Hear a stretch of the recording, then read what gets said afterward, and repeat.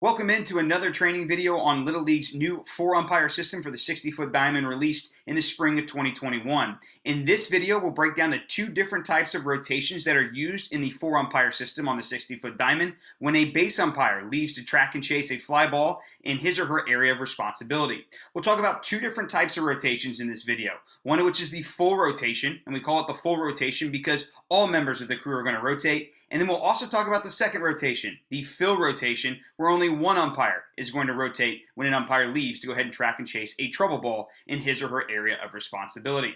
Let's go ahead and take a look at some of the basic concepts and principles that are used in each of these rotations. Take a look at which situations we'll use the full and fill rotations, and then as always we'll take a look at some video examples here to make sure that we can see these illustrations brought to life. I'll go ahead and share my screen as normal with everyone, and we'll go ahead then and take a look at the basic rotations of the 4-umpire system. Now remember, this is all stuff for the 60-foot diamond, so again, this is all 60-foot diamond stuff that is new, released here in 2021. Now, as I mentioned, there are two basic rotations here in the 2-umpire system here, all right? The first of which is known as the full rotation, and this is going to be used situationally anytime we do not have runners in scoring position. So this is no runners on, or when we have R1 only. So those are the two situations here. No runners in scoring position, no runners on, or R1 only. And anytime either U2 or U3 leaves to cover, catch or no catch in his or her area of responsibility. Now remember, we're going to call this the full rotation because everyone moves. So in this situation here, no runners in scoring position, everyone's going to move, and we'll call this then the full rotation. The second rotation then is known as the fill rotation. And this is going to be used when we actually have runners in scoring position or anytime U1 leaves. So it's called the fill rotation because only one umpire is used to fill the vacancy. Okay, so in the full rotation, everybody moves. In the fill rotation, only one umpire then is going to be used to go ahead and fill the vacancy. Let's first take a look here at the full rotation. You can see here in the situation over on the left side of the screen before I start to diagram some stuff, the full rotation situationally will be used anytime there is no runners in scoring position and either U2 or U3 leaves to cover, catch, no catch to his or her area of responsibility.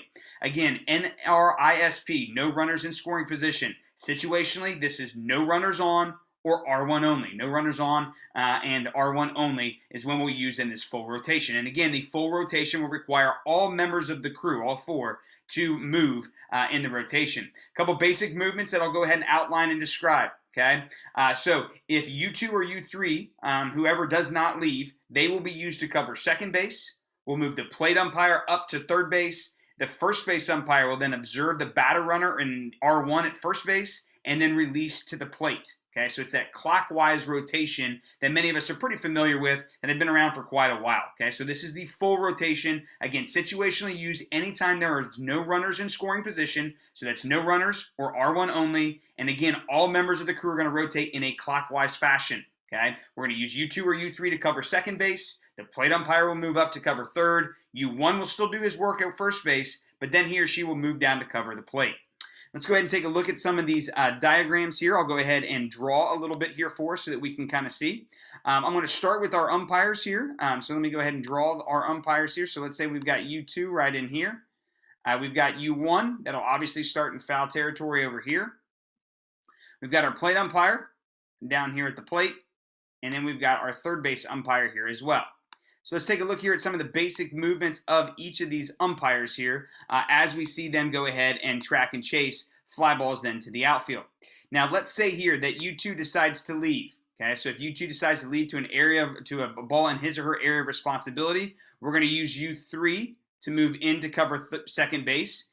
And the important note here is that U3's responsibilities will be singular at second base. So we can use the fundamentals of wedge positioning there as well. So we'll pivot into the working area, yes, but again, we can cue off the fielder to go ahead and use wedge positioning. Now again, remember, we'll use that clockwise rotation. So with U2 out, U3 moves in. The plate umpire will move up the line here aggressively towards third base, again to point of base because his responsibility is singular. And then U1 will observe everything from point of base here on the batter runner or R1. And then as action dictates, he'll go ahead and move towards point of plate. And that's ultimately the clockwise rotation that we'll see. Again, all predicated if U2 leaves, U3 covers second base, Plate umpire moves up to third. U1 observes the action at first base, communicates that he is going home, and then he or she will go ahead and take point of plate for any plays then at the plate. Now, very similar to U2 leaving, let's say here that U3 decides to leave, again, with no runners in scoring position. Well, with no runners in scoring position, again, we're going to use the full rotation anytime U2 or U3 leaves. So let's say here that U3 decides to go ahead and leave to cover catch, no catch to left field. Well, in this instance, U3 then is going to pivot inside, not necessarily to the working area, but remember, we're going to get to our wedge here, okay? We're going to go point of base, chest to ball. So with the ball here in left field, point of base, chest to ball, puts the second base umpire along the arc here.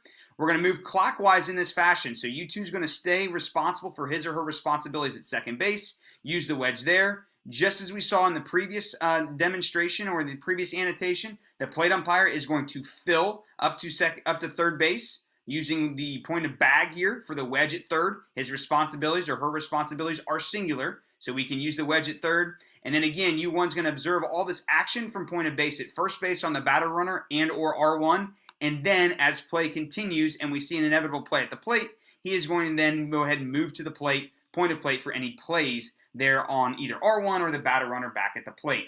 So again, the full rotation is called the full rotation because all umpires are going to move. You'll have either U2 or U3 leave, and then in that situation, we're going to go ahead and cover second base, which either umpire, U2 or U3, did not leave. So U2 or U3 is responsible for second base, plate umpire responsible for third, and then U1 then goes ahead and comes home. Let me go ahead and erase all these, and then we'll take a look at some of the principles and some examples here of videos here at this particular time as well. So let me go ahead and erase everything here from the slide, and then we'll get back to it.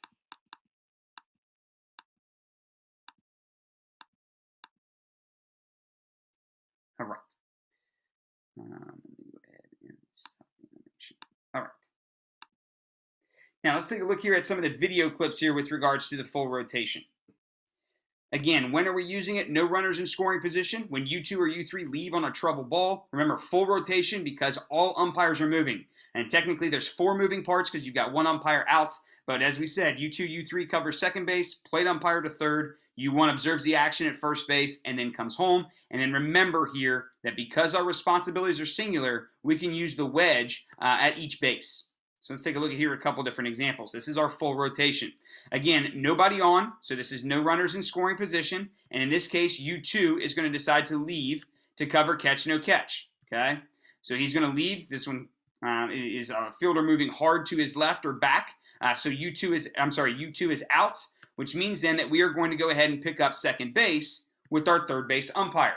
Now, this third base umpire does a great job of one of our fundamental principles that I want to highlight, and that is the fact that he is rotating and he is going to arrive at second base before the arrival of the batter runner. So as we are rotating, in this case it's U3 with U2 out, U3 must arrive to second base before the batter runner gets there. We have to be there with the intention of being there before the batter runner here, or if R1 was there, we have to be there before R1 arrives. So we need to make sure here that we are reading and thinking pre-pitch, and then ultimately here, we are going to go ahead and rotate aggressively with the intent to arrive at that base before the runner arrives at that base. That's exactly what we see happen here. U2 kind of gets pinched in. He could probably use the wedge by swinging maybe a step or two to his left. We'll see it in the replay. But nonetheless here, a great spot for him to go ahead and observe this play at second base. Let's take a look at the replay here. Good look with the ball in the air. U3 is going to break on it. U2 is out. So again, we want to look at the work of U2. He's going to pivot inside the working area, kind of gets pinched in. As I mentioned, remember, we want to try and use the wedge, head and eyes between the runner and the fielder. That will kind of take us to a position, maybe about a step or two to his left if you're comfortable doing that. But being inside right here, right inside the cutout at that distance, 5 to 7 feet from the fielder, is a really good place to be. Another look here at the full rotation. Again, no runners in scoring position. Take a look here at the reset. There's nobody on base. In this case, again, U2 is going to leave. All right, this one has a fielder coming in hard. You see the right fielder coming in hard. So U2 is out.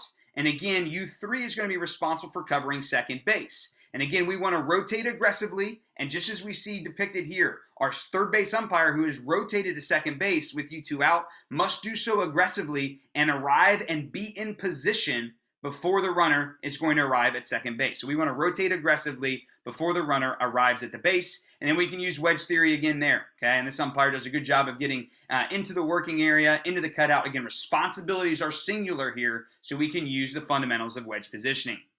Another good look at this one here. Again, ball out. So you see U2 breaking on it. Good chase here with the fielder coming straight in. And then as we mentioned here, U2 is going to rotate aggressively. Another great example of full rotation. Here we have one where we may have a catch or something like that. U2 stays out.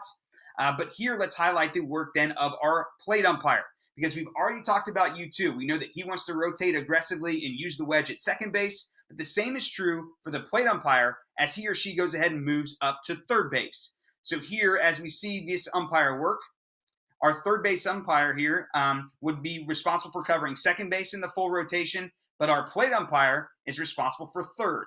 And as we see, he has rotated just as aggressively to make sure he is there before the runner. So we're going to rotate aggressively with the intent of being there before the runner, and we are going to use the fundamentals of wedge positioning to get to point of bag, and that'll go ahead and allow us, because our responsibilities are singular, to use the wedge here. Now, there's no need for us to come into fair territory. Remember, if we come into fair territory in this case, that's exactly where the ball is coming.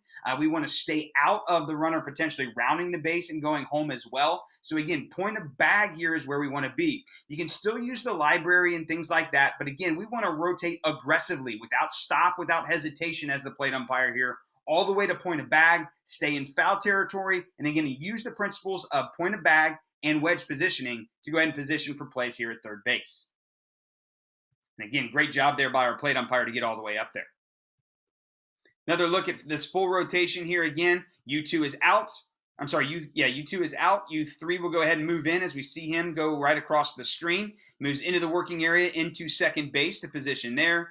And again, our third base umpire here in this case has once again moved aggressively up the line. And again, important for us not to move inside to the working or inside to the cutout, because again, we could get in the way of that runner rounding the base. Or in this case, if this umpire would have gone inside, you can see here that he would have been right in the way of the third baseman's throw right back to the plate. So the plate umpire, as he or she moves up to third base, yes, we want to rotate aggressively with the intent of being there before the runner reaches third base, but we want to stay then point of bag here in between the base and the coach's box. So that we use point of bag not only to position for the wedge there at third on that runner, but also so that we're away and out of the way, I should say, providing freedom of movement for, yes, the fielder and then also the runner.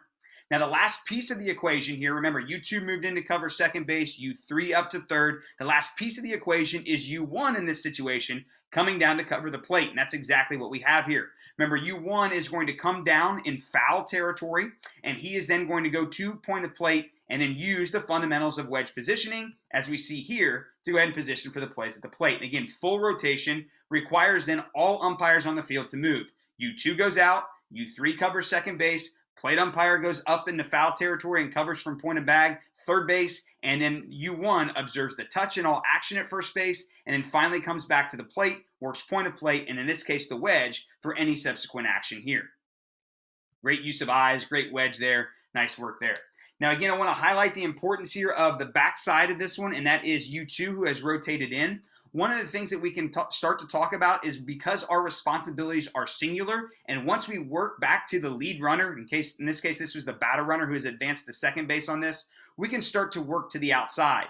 Because if we get a snap throw back to second base, this is going to require then this umpire to take this throw over his shoulder, rapid eye movement, and things like that. So what we should see this umpire do is once this ball starts to go towards the plate and it clears him and starts to go to the plate, this umpire should slip to the outside. Remember, we want runners sliding back at us for the play after the play. So we should see U2 kind of on the backside of this one, working the fundamentals of wedge positioning there, so that that runner, that batter runner now, who is now occupying second base, when he slides, he's going to slide back in the direction towards the umpire, positioning us on the backside. Again, this umpire should work as his responsibilities become singular, work to the backside once that throw clears him to the plate. His chest is to the ball, which is great, but again, we don't want to have to take this play very quickly over our shoulder with rapid eye movement, and rather, if we can slip back to the outside and get that play coming at us, we're going to be in much better shape here to go ahead and see it.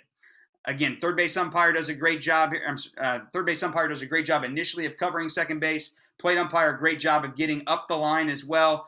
first base umpire doing a great job of working point of plate here as he covers the plate in the full rotation. But again, my point about the second base umpire, when this throw goes to the plate here, as it clears him right now, we should see U2 start to work to the backside. There's no need in this case for U2 to drift anywhere because his responsibility is singular. So again, this is the third base umpire, this is the third base umpire over here who has rotated in. He should slip to the outside, get that play coming back at him, chest to ball, and that way we're in line here. If we get a snap throw, if that throw is cut and moves back, we don't have rapid eye movement. We're not in the way of that throw back into second base. Good work all together here by the crew to get to where they need to be aggressively and before the runners, though, in this full rotation. Here's a look at a home run just to make sure that we see the fundamental principles. Very basic one. One threatens the boundary. U2 is out. We're going to see U3 pivot in and take a look at the touch right there. Great job of U3 getting to second base. He's there before any of those runners. Going to hang on. He's responsible for second base and second base only. So he's got two touches there, one from R1, one from the batter runner, which is right there. Plate umpire's got both touches at third base as well. He'll hang on to those. And then we're going to see U1 move down the line. And as we see U1, what we want to do is, yes, we're going to allow those kids to kind of get in there, and we're not going to try and hold them back and be physical with them at all. All we're going to do is try and get to a spot where we can see the touches by the runners here in this rotation. So again, there's no need for us to push and shove or try and say, hey, let me in here or don't touch him. Just get to a spot, see the touch, and then move on from there. But again, a great job by this crew of rotating aggressively to be there before the touches of those runners and execute then the home run mechanic. Another example here. Here's the home run. Again, take a look at the plate umpire. This is kind of why I have this one. We want to see you take aggressive steps down the line, continue to run aggressively. There's no need to pause, no need to be ginger about anything. Get to where you need to be. Remember, you need to be at the base before the runner is going to get there here. And again, R1 only situation, so there's no runners on. U2 is out. U3 is responsible for both touches at second base. The plate umpire would have both responsibilities then at third base. And then lastly, we would see both touches covered by U1 at the plate. Now, again, that's the full rotation requiring everyone to go ahead and move. So let's go ahead then and take a look at the next rotation, which happens to be the fill rotation. Now, the fill rotation a little bit different because rather than having everyone move, the fill rotation only has one umpire move. So let's talk about some of these situations and how exactly the fill rotation works. Again, the fill rotation is used anytime U2 or U3 are going to leave, and we'll talk about that here in just a second. But we're going to use U2 and U3 to fill the vacancy that is created when someone decides to leave and track and chase. Now, there are three different situations that we're going to use the fill rotation. First of which, anytime U1 leaves. So anytime U1 leaves, we're going to just use a singular umpire, U2, to pivot in, and then U2 would cover first and second base anytime U1 leaves. Likewise, when we have runners in scoring position, so that's anytime second base is occupied or we have multiple runners. So anytime U2 leaves with runners in scoring position, U3 will pivot in and then be responsible for second and third. And then likewise, if U3 leaves, then U2 will be responsible for pivoting in. So again, the fill rotation only uses one umpire to go ahead and fill the vacancy that was used or created when an umpire left to track and chase. Okay, the full rotation, which we covered previously, that used all umpires to rotate. Fill rotation, which we're talking about now, only one umpire to go ahead and rotate. Let's go ahead and take a look at some of these examples. I'll draw a diagram here for us again. Let's go ahead and draw our umpires. We'll put U1 here. We'll put U2, we'll say that U2 is going to be positioned in C because we'll have some multiple base runners. We'll go ahead and put U3 right around in here, and then we'll use the plate umpire here as well. So let's start with the first situation. Anytime U1 decides to go ahead and leave to track and chase fly balls, that means then that U2 is going to be responsible for coming into the working area and picking up both first and second base. Now, again, as we've kind of mentioned before, what we've encouraged people to think about is not necessarily using C in this position as U2, but rather using B. Not only then would this be a situation because potentially we may have a runner in scoring position. Let's say we have runners at like second and third here. So if we have that situation, we would want runners sliding back at us on a back pick. So maybe instead of using the C position here, rather we would have U2 there. And again, that would allow us to pivot inside the working area and give us a little bit shorter distance to go ahead and cover as well. So here in this situation, you're free to choose as the second base umpire, either B or C, but just a couple things to think about as you're making that selection. Nonetheless, here, fill rotation used anytime U1 decides to go ahead and leave, track, and chase the fly ball. We're going to pivot in with U2, and that's going to mean that our other umpires are going to stay front-loaded. U3 is going to work the fundamentals of wedge positioning and point of bag at third base. So we're going to move into point of bag here along the arc. The plate umpire then just going to use point of plate. Okay, so that is what we're going to do anytime U1 is going to go ahead and track and chase fly balls. Let's go ahead and erase this setup here that we have. And again, as U2, you've kind of got liberty to choose what exactly you want to do. Let's still say that we've got runners in scoring position here. And what I mean by U2 choosing, you get to choose either B or C situationally here. Let's go here and say that once again, we've got runners at second and third base. Okay, so runners at second and third base as I've got highlighted here. Let's say U2 decides to go ahead and leave in this situation. In that case here, we are going to move here with U3. U3 is going to pivot into the working area as we see here. So when U2 leaves, U3 will pivot into the working area. He's going to assume responsibilities for second and third base. U1 is going to go ahead and move towards point of bag. Plate umpire is going to remain point of plate because we have runners in scoring position. He's going to hang right on there. And again, we're going to just use one umpire here to rotate into this fill rotation. So U2 is out. Remember, U2 is out. We're going to pivot in with U3, and then U3 will be responsible for second and third base. U1 stays at first, point of bag, and then the plate umpire stays at point of plate as well. Again, that's used with with runners in scoring position. Okay, so with runners in scoring position, with U2 out in the outfield to cover catch, no catch. Let me go ahead and erase these and take a look at the last situation. Again, runners in scoring position is the theme here. So runners at second and third, we've got those diagrammed here for us. Let's say here in this case, we'll take a look at the last one where U3 decides to leave. In this case, with the fill rotation and runners at second and third in scoring position, U2 then is going to pivot into the working area, and then that is going to give him responsibility for second and third base. U1 will go to point of base. Plate umpire will remain at point of plate. Now, again, just some food for thought here to think about, especially here in this situation when we have multiple base runners and things of that nature here covered. Maybe here the C position isn't the greatest spot because, again, we would kind of be in the way of this runner who may be tagging halfway, whatever the case may be. So maybe we elect to go to the B position, which would allow us to J-hook pivot in, keep chest to ball, and when we can travel with the ball in the air to get to where we need to be. So just a couple things to think about here when we choose our pre-pitch starting position as U2 in the B versus C position, particularly with runners in scoring position. Now, the last thing to go ahead and talk about is what exactly do we do with tag-up responsibilities in this case with multiple runners in scoring position when we're in rotation? Well, they're just going to go to the umpire ahead of that runner, of that umpire. So here, let's say here that U3 decides to leave and third base is occupied. Well, with U3 out, that tag up is going to advance towards the plate. So that retouch, that tag up belongs to the plate umpire. Similarly, like we talked about in the previous movement, let's say here that U2 decides to go ahead and leave instead of U1 like we just talked about. Because U3 will have to leave to cover the working area and second and third base. Remember, when we leave that base here, and here in this situation we have runners at second and third, that tag up is going to advance ahead. So R2's tag up with U2 out with runners in scoring position would advance ahead to third base. And then as U3 is going to pivot into the working area to cover both second and third in the fill rotation, R3's tag then belongs to the plate umpire. So again, those tag ups in these situations when we're in rotation and moving are going to advance ahead.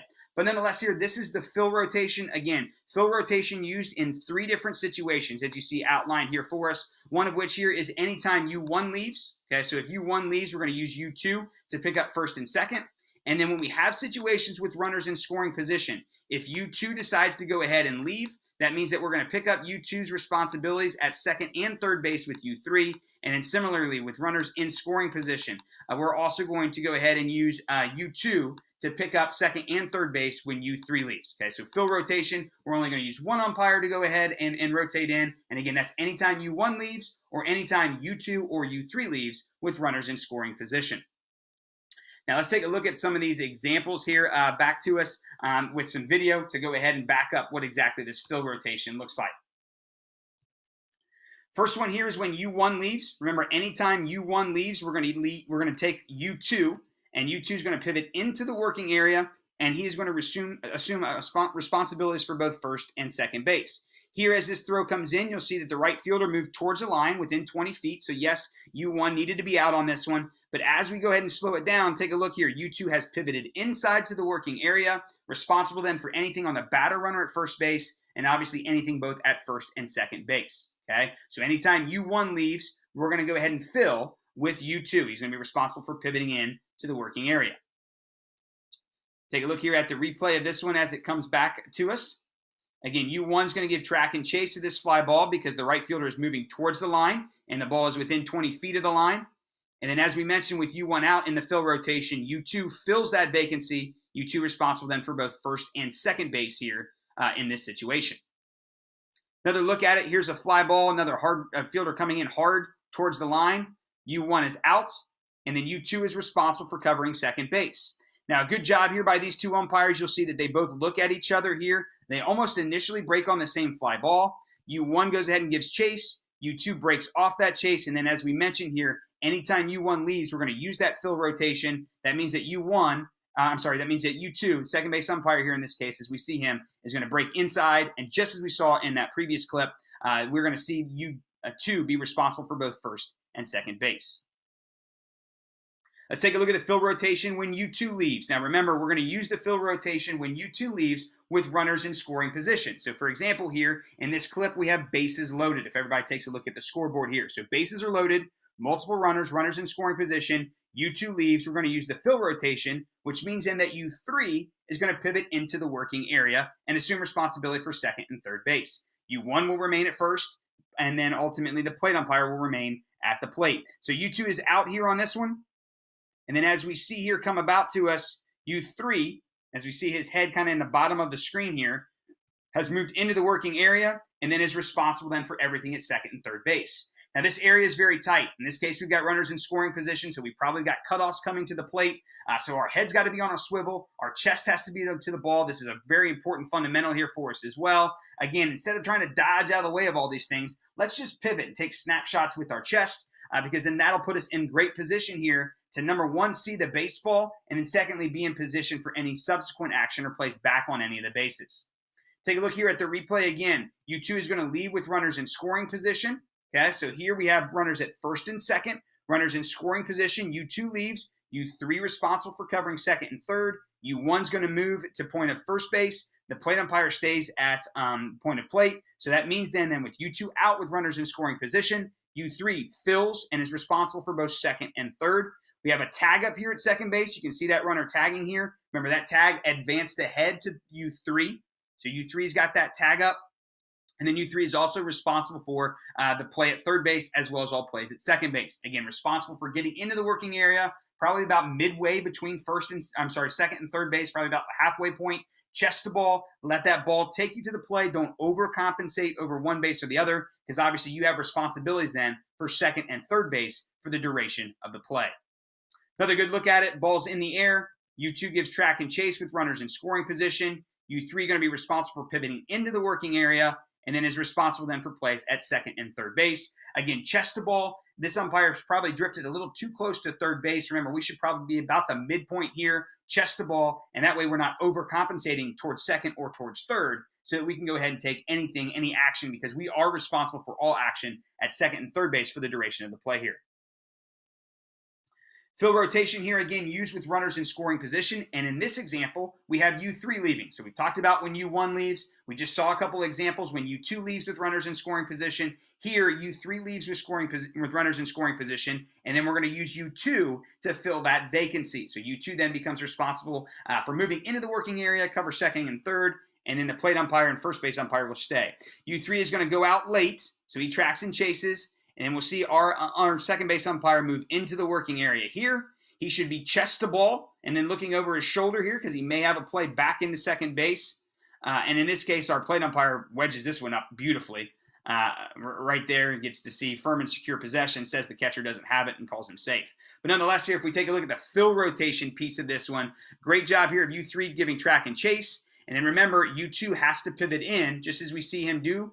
We want to make sure we are chest to ball, okay? Chest to ball here in this situation, pivoting with it. Again, this umpire just kind of turns his head. Remember, we should be chest to ball, so this umpire should turn chest to ball and take some snapshots there. That'll allow him then to make sure he can see the play back into second base. Again, he's got to stay in the working area, though, does U2, because he is responsible for both second and third base. So if we had a rundown, for example, he would be responsible for covering third base in this situation.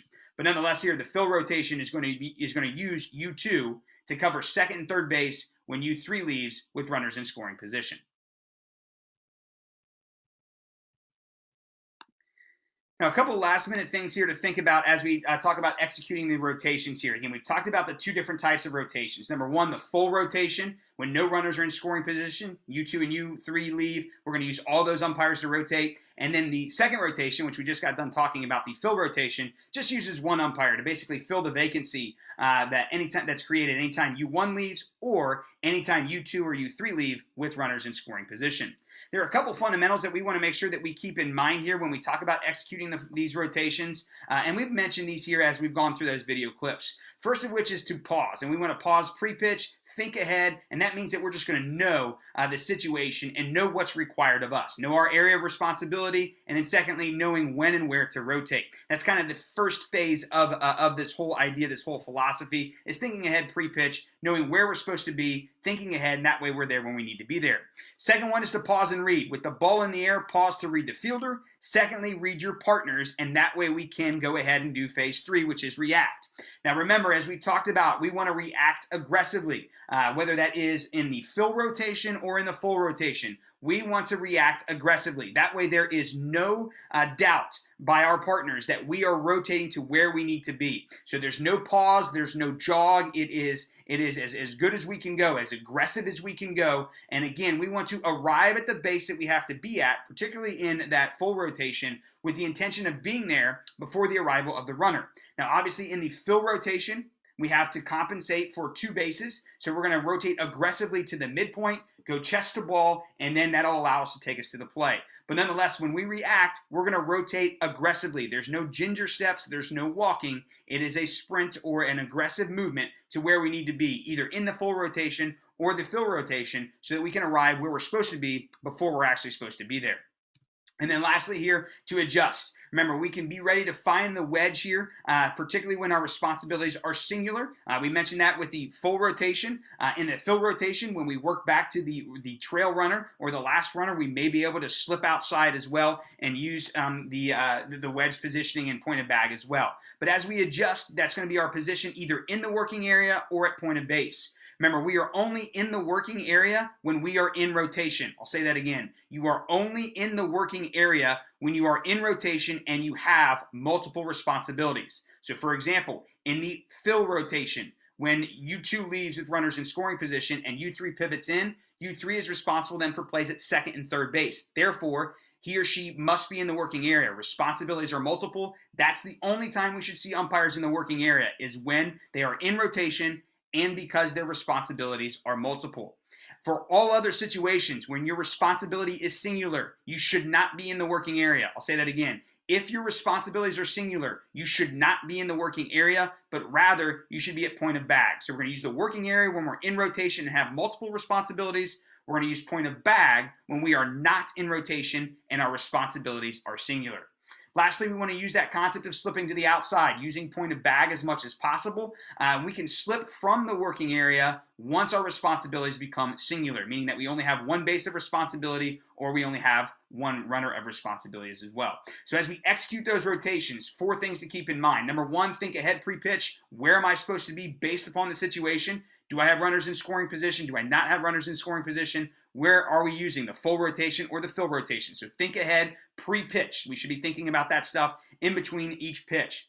With the ball in the air, pause and read. Read your partner, read the fielder, and then react. Remember, we want to rotate aggressively to where we're supposed to be. And if we're rotating to a base, we want to arrive there, especially in the full rotation, before the runner arrives there and remain chest to ball. And lastly, be ready to adjust. Remember, we're only in the working area when our responsibilities are multiple and we have to rotate. We use point of bag in all other situations where we have singular responsibilities and we are not in rotation. And then lastly, when we can, slip to the outside, remain chest to ball, get that runner coming back at you. That goes ahead and concludes everything that has to do here with the rotations of the new 4-umpire system here. Appreciate your attention. Other than that, that is all we've got here for us here on these two basic rotations. The full rotation, which requires all umpires to rotate in the 60-foot mechanics, and then lastly, the fill rotation, which only requires one umpire. Thanks for your attention.